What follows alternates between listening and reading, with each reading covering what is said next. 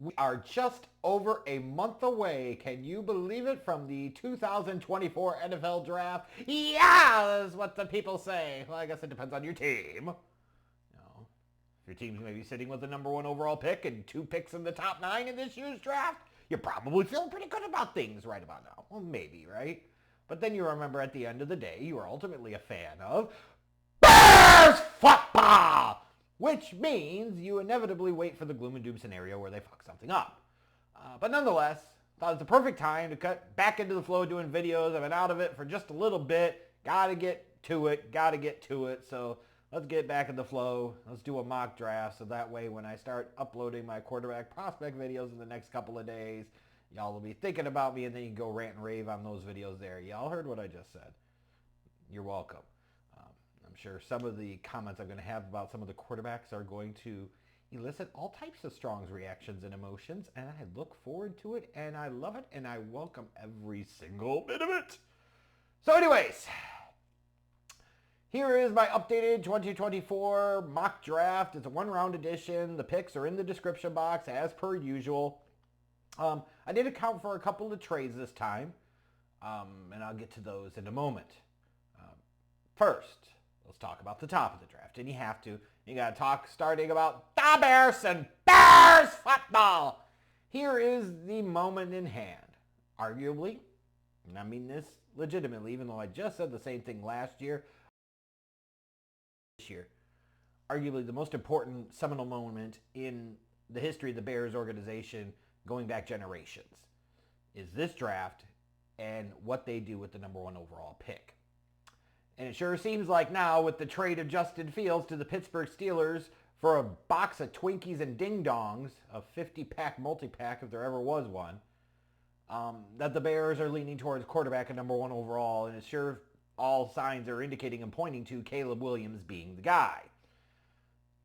You know, and it's one of those things where I say, hey, you know, like, I'm not so sure about this, and maybe part of my reaction right now as I look at Caleb Williams is I don't see the generational talent that everybody has been talking about for 2 years. He did some really special things, don't get me wrong. His ability to improvise, his ability to throw on the move to either side, phenomenal stuff. His ability to throw from a variety of different arm angles, special stuff. But he's shorter than the prototype, which matters when you talk about quarterbacks at the top of the draft. In general, with players at the top of the draft, you don't want to deviate too much from the prototype. You don't want to be drafting the exception to the norm on the negative side of the scale. If anything, you want to draft the exception to the norm on the positive scale, like, hey, this guy is so much faster than anybody else that's come out of the draft in a decade at this position, or this combination of size, speed, strength. You get what I mean, right? So I'm trying to divorce the hype I've heard of about Caleb Williams for 2 years from the evaluation of the prospect. Not paying so much attention to the results, but looking at the process and the projectable traits and skills. At this moment, I'm not 100% sold that just because he's better than Justin Fields as a prospect, and yes, he is, that equates to he should be the number 1 overall pick in this draft and should be the guy that the Bears hitched their wagon to. I'm not nearly as sold on that yet. But in this mock draft, I got him going number 1. Apparently, there's some scuttlebutt about the Washington Commanders having a preference for Jayden Daniels at pick number 2, which, I don't know about that one. Are they just overthinking it? Is that just bad rumor? We'll find out. But if the Patriots sitting there at 3 have Drake May falling into their lap, they've got to be sprinting up to the podium and saying, this is our goddamn quarterback, this is our pick. And when you look at this draft, like, to me, the Bears have to take a quarterback at 1, the Commanders have to take a quarterback at 2, and the Patriots have to take a quarterback at number 3. No drafting a Marvin Harrison Jr. at number 3, no trading back. You have to get that quarterback, period. Where I expect the first trade to potentially happen in this draft right now, and I reserve the right to come back in the next month and change my opinion, is where the Cardinals sit at number 4. I'm less convinced that they have to stay there and take the best wide receiver. Much less convinced of that. especially when you look a little bit further back in the draft and you see teams like Minnesota, teams like the Raiders. Although they signed Gardner Minshew, they might sell themselves on that for the time being. Teams like the Broncos potentially, although I don't know that they would be that eager to move up. But the Vikings have already made one move to get them an extra first-round pick this year. Now they're sitting at 11 and 23. Makes me wonder, like, is this the team that's going to make the big move up, right? It sure seems like they're positioning themselves in that manner. And they have to. Kirk Cousins has left via free agency. He's forced the Vikings' hands. They have to get that young quarterback of the future. Sam Darnold? Sam Darnold? Sam Darnold? You're going to put your hopes in the future on him? Exactly. So I've got quarterbacks going 1, 2, 3, 4 in this draft. And it makes sense to me. I'm not saying they're the 4 best players in this draft. I'm not even saying in the order in which I've got them taken. They're quarterbacks 1 through 4 in this draft because it's not true. But there is certainly a path to where quarterbacks go 1 through 4 in this draft. And I think there's a 50-50 shot of that happening. And that's not me trying to hedge bets. I legitimately think there's just as much of a chance that Arizona stays at 4 and takes a Nabers or Marvin Harrison Jr. Like that could happen. You know, something else could happen wonky. New England could trade out of that 3rd pick.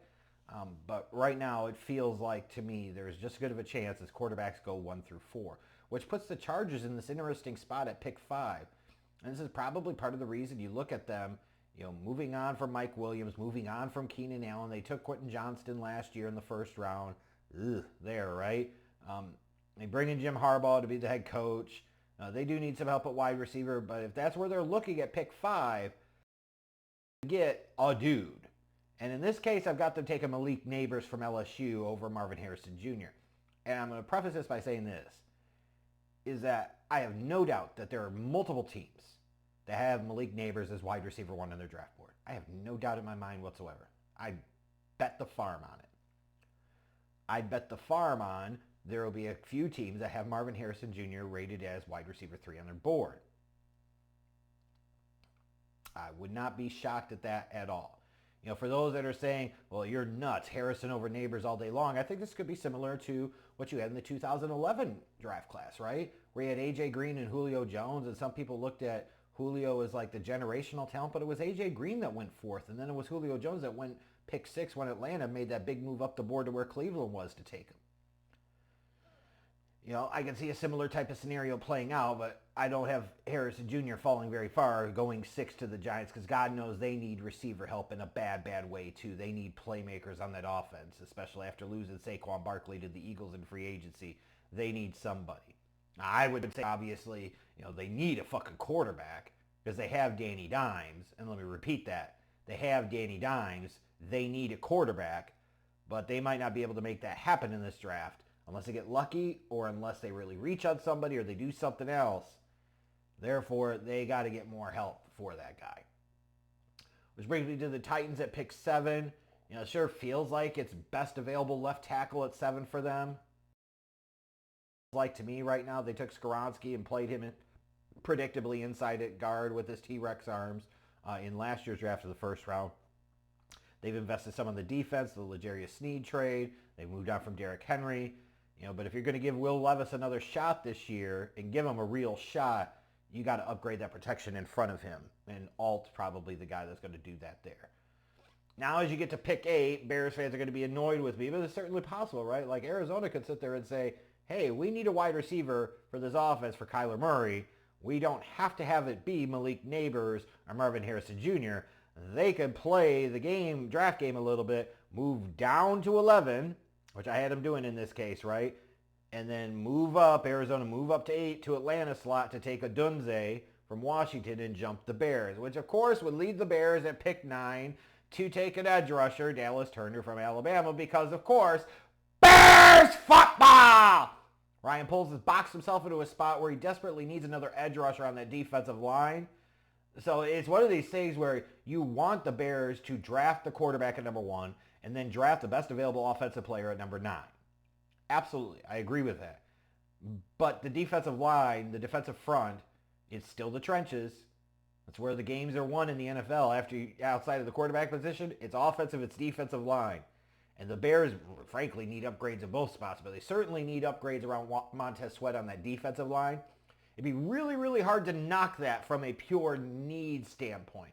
Maybe from a talent standpoint, I don't know. Although the top of this draft is certainly much better in terms of the offensive side of the ball, because even when you look at this mock draft, I've got 9 of the first 10 players being taken are offensive players, and that feels right to me.